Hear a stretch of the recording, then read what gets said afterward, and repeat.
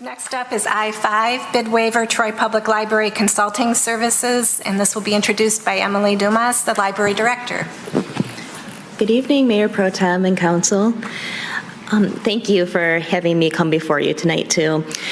We've been working with Rethinking Libraries for over a year now. We hired them through the competitive bid process, and they served as our consultants as we conducted and delivered the 2024 to 2028 strategic plan for the library.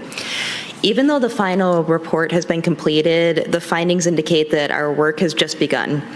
There are some next steps which we did provide in the supplemental materials for you, but just to outline some of them, we're going to need to hire an architect for a facility assessment and concept design, and that's what's going to be what will provide the options for the major building improvements. We're going to be working with the community to assess facility needs and include the public in the planning process. We're going to explore funding options with council for these improvements, and also embark on a private fundraising campaign to contribute to the future plans for the library. Working with Rethinking Libraries, they've delivered exceptional results, and they've served the library and the community very well as our collaborative partners over this last year. We're going to need their experience and their guidance again as we delve into the work that the strategic plan has highlighted and also explore options for the library building's future improvement. So tonight, I come before you to ask for approval to waive the bid process and award the contract to Rethinking Libraries so that we can continue our work with them. Thank you, and if you have any questions, I'm happy to answer them. Councilman Hamilton. Thank you, Mayor Pro Tem. Thank you for everything you've done in the whole TPL process. It's exciting to see this moving along. If we approve this, what is the upcoming timeline going to look like in the next few months? And when should we expect something else to come back to us? Yes. Well, I don't know exactly how, I mean, we can move as fast as the process to secure bids for an architect. What we would like to do is get to work right away with Rethinking Libraries and kind of go through those next steps. What's the proper process for this? And then we would try to get an RFP together as quickly as possible to actually we would need an architect to be able to do the concept design and the feasibility study. And the feasibility study, it sounds like we're saying like, oh, is this facility feasible? But it actually means that's the report that would give the answers. Like, if you were going to put a new library, where would you put it? How much would it cost? How big would it need to be? Along with that, too, we'd also be doing the community assessment, which I think Rethinking Libraries would play a very active role in that part of it, too. But my answer to you would just be we can move as quickly as the process. So we're ready to go, and we're ready to move on to those next steps. Okay. Anyone? Councilman Chanda? Yeah, that was kind of my question too. What's the timeline? Because I guess in a way we need to also think about the elections, because that's when if it goes in a millage. But so do we really know what we are looking at? I mean, is this? I know that in the last report, in a lot of things were outlined. I mean, what a world-class library looks like. I mean, do we have a concrete idea, or do we need to do any more study on what are the features that would go in the library that we're looking at? Yes, and that's exactly what the feasibility report would provide. So it's all these answers that, you know, it's hard to come before you and everything's so abstract right now. So that would give us those concrete answers, and we'd know what we're looking at, and it would provide different options too. But how much each of these options would cost, possible locations if you did decide to build a new library, and how big it should be. Councilman Gunn. So you have a bid in here of not to exceed 15,000. That's correct, right? Yes. But you have also additional services, subcontractors, same rate, 150 or $100 an hour. Is that in addition to the 15,000, or? No, that would be how they'd be billing us for this. So 15 would be? Yeah, that would be our amount that we could go up to. Councilman Chamberlain Crainga. Thank you, Mayor Pro Tem. Actually, it builds off the question I was going to ask. So the 15,000, that includes the identifying an architect, 'cause we need the architect for that would be in the kind of phase one, the needs assessment and feasibility, is that right? Yes, yeah. And that would be a different process too, as far as us putting together an RFP. We'd be working closer with purchasing for that. So their consulting services would be separate from that, but from there, they kind of advise us through that whole process of, you know, getting an architect and what questions we should be asking and what we should be looking for. And they would be playing more of a supportive role throughout that.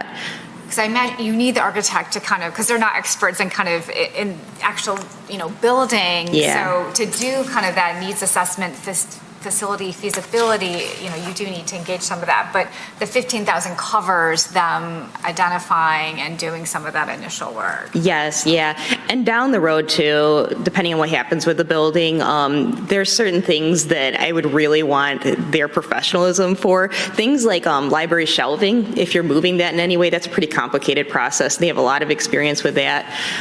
So things like those specifics that they would come with that experience and can advise us because they've been through this process a number of times with different libraries.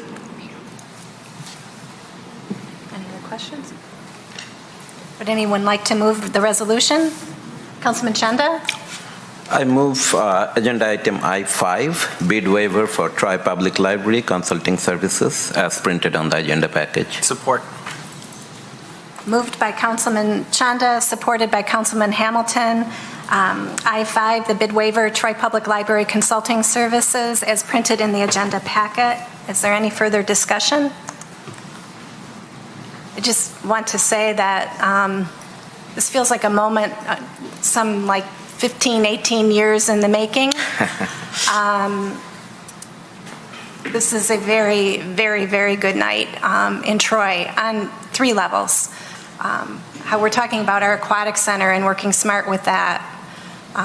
You heard the great communications discussion that went on and the research that went into that, and public safety is always such a priority here. And then this third piece, this is, of course, a priority even as we're doing these other elements of business in the city. And I just have to take a moment personally to say, I'm very excited about this. And one of the reasons I'm very, very excited is I think our community is in a place working so well with one another, the multiple entities in the community, with the civility that we need for a time like this. This is a time of really wonderful opportunity in the city to be so smart with our assets, how we manage them, how we take care of them, and how we set the city for the go forward. And excuse me for making a little mini speech, but I guess I just, the mayor's state of the city, he really touched on a lot of this and really hit it hard about the needs with our library. And we do have a building issue, a huge challenge there. This is not made up. It was starting 18 years ago. So 18 years later, there's no question that we have a need that has to be addressed.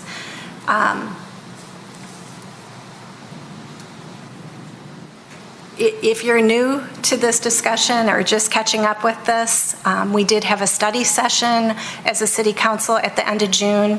I don't think we actually ever came up with the term feasibility study out of our brains that night when we had the discussion, but that, of course, was where our consensus was. And I appreciate city administration's listening to us, understanding where we were coming from, and that's the direction we're taking. And of course, it makes most sense to continue with the consultant that brought us to this place very objectively and carefully with the work of our residents. So, of course, I'll be supporting this. Many thanks to those in the community that continue to be ambassadors for our library. Its usage is, what we learned is that the usage is just off the charts. Our library is a very well-utilized place. Really appreciate the young woman that came up to speak to her experience, and it's nerve-wracking to come and make public comments, so thank you for that, and we appreciate you. And April Church and the team that does all the work for the Friends, I hope you can sense that you have a city administration and a city council that gets it, understands where we are and where we need to go. And I heard the sense of urgency from my council members, saw it on our library director's face. This is a very good place for one of our most valuable assets in the community. So thank you for that work. The vote, Ms. Dixon? Councilmember Chanda? Yes. Councilmember Gunn? Yes. Councilmember Hamilton? Yes. Mayor Pro Tem Hoderick? Yes. Councilmember Brooks? Yes. Councilmember Chamberlain Craig? Yes. Motion passes.